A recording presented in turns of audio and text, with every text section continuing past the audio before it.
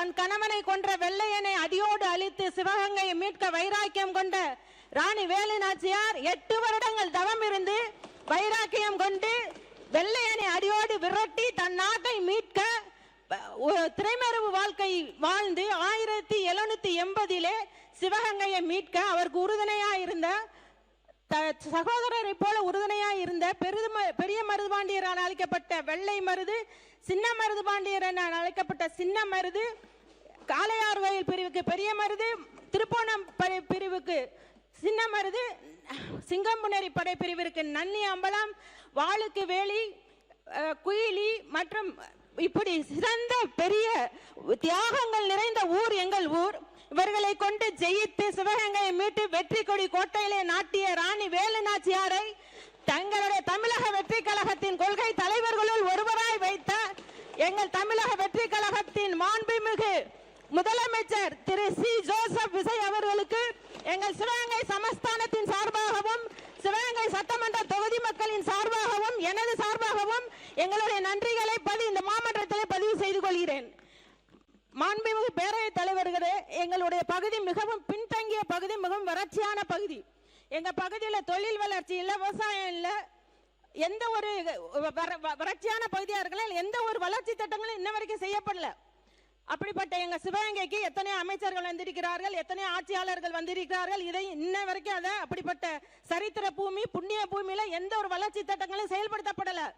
Graphite தொழில் இருக்கு, அந்த கிராஃபைட் தொழில இன்ன வரைக்கும் எந்த ஒரு திட்டங்களும் கொண்டு வரப்படல. கிராஃபைட் நல்ல உலகத்தரம் வாய்ந்த கிராஃபைட் தொழில இதுவரைக்கும் சந்தைப்படுத்துதல்ல வெளிநாடுகளுக்கு கொண்டு செல்லப்படவில்லை.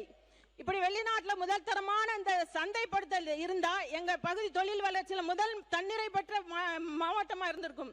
இன்னைக்கு அந்த பகுதி சந்தைப்படுத்தப்படல. முதல் தரமான கிராஃபைட்டை தயாரித்த முடித்த பிறகு கழிவுல இருந்து பென்சில் போன்ற உபரி தொழில்கள் சார்பு தொழில்கள் தயாரிக்க முடியும். 5 கோடி முதலீட்டுல 500 பேர் இன்னைக்கு வேலை செய்யலாம். இன்னைக்கு அந்த முதலீடு செய்ய அங்க எந்த இதுவும் செய்யப்படல. அந்த கிராஃபைட் அதோட தொழிலாளர்கள் 108 பேர் தான் வேலை பார்க்கறாங்க. அப்பேற்பட்ட கிராஃபைட்ல இன்னும் அதிக நேரம் எங்களுடைய பகுதியில் ஆய்வு செய்து பார்த்தா அந்த ஒரு தொழிலே போதும் எங்களுக்கு. அங்கே எந்த சார்பு தொழில்கள் இதுவரை கொண்டு வரப்படவில்லை என்பதை இந்த சபைக்கு நான் தெரிவித்துக் கொள்கிறேன். அடுத்ததாக ஸ்பைசஸ் பார்க் என்று ஒரு பார்க்கை திறந்தார்கள். அது இதுவரைக்கும் அந்த பார்க்கை நடத்தவே பூட்டி தான் கிடக்கு. அதை எதுக்கு ஓபன் பண்ணாங்கன்னு தெரியல. கடந்த ஆட்சியில எங்க ஆட்சியில் அதை நடப்பாண்டுக்கு கொண்டு வரணும் நான் இந்த சபைக்கு தெரிவித்துக் கொள்கிறேன். அதே போல விவசாயத்தை எடுத்துக்கிட்டீங்கன்னா விவசாயத்துக்கான தண்ணீர் வரத்தோ கம்மாய் குளங்கள் குட்டைகள் இதுவரைக்கும் தூர்வாரப்படாம வேலிக்காத்தான் மண்டி இப்படிதான் கிடக்கு. எங்களோட அத்தனை நீர் வரத்துகளும் அடைபட்டு கிடக்கு.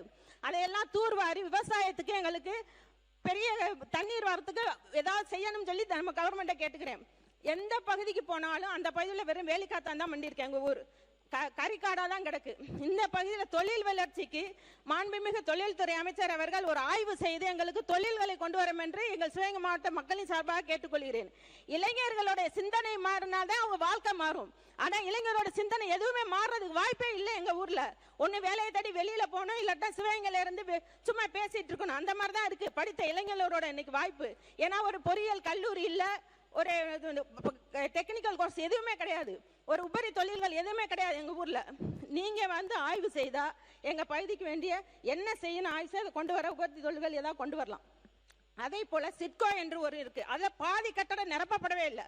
சிட்கோல பாத்தீங்கன்னா பூட்டி தான் கிடக்கு. அதை இப்ப சிறு குறு தொழில் முனைவோர்கள் எங்களுக்கு தாங்கன்னு கேட்கறாங்க. அதையும் தங்கள்கிட்ட தெரிவித்துக் கொள்கிறேன். சுகாதாரத்துறையை பாத்தீங்கன்னா மருத்துவத்துல மருத்துவ கல்லூரியில சாதாரண காய்ச்சல் சின்ன சின்ன இதுகளுக்கு வேணா அந்த மருத்துவக் கல்லூரியில் சிகிச்சை பெற முடியும். தவிர பெரிய அளவில் ஹார்ட் ஸ்பெஷலிஸ்ட் இல்லை, நரம்பியல் நிபுணர்கள் இல்லை, எந்த ஒரு பெரிய உயர்தர சிகிச்சைக்கான வழிமுறைகள் எதுவுமே எங்க ஊர்ல இல்லை. இதெல்லாம் தயவு செய்து நாங்கள் சுகாதாரத்துறைக்கு தெரிவுபடுத்திக் கொள்கிறோம். அந்த பெரிய உயர் சிகிச்சை எல்லாமே எங்க ஊருக்கு வேணும். எங்க ஊர்ல மருத்துவ கல்லூரி இருக்கு, அதுக்கு வேணும். அதே போல சின்ன படித்த பிள்ளைகள் எல்லாம் நர்சிங் காலேஜோ டி ஃபார்மோ பி ஃபார்மோ இதெல்லாம் படிக்கணும்னா வெளியில தான் போக வேண்டியிருக்கு. அரசு சார்ந்த கல்லூரிகள் எதுவும் இல்லை. இப்ப அரசுல நம்ம முதல்வர் அவர்கள் 7 கல்லூரிகள் நர்சிங் கல்லூரி அறிவிச்சிருக்காங்க. அதுல ஒரு கல்லூரியை எங்களுக்கு தாங்கன்னு தாழ்மையோட கேட்டுக்கிறோம். மிகவும் பின்தங்கிய பகுதி, யாரும் ஏறிட்டு பார்க்காத ஒரு பகுதி, எங்களுக்கு வாய்ப்பை கொடுங்கன்னு நாங்க அந்த 7 கல்லூரியில ஒரு கல்லூரி எங்களுக்காக கேட்கிறோம். அந்த கல்லூரியில் தந்தீங்கன்னா படிக்கிற பிள்ளைங்கள் பயன்பெறுவார்கள். பொறியியல் கல்வி வந்தால் இளைஞர்கள் பயன்பெறுவார்கள். இதை என் சபைக்கு தெரிவித்துக் கொள்கிறேன்.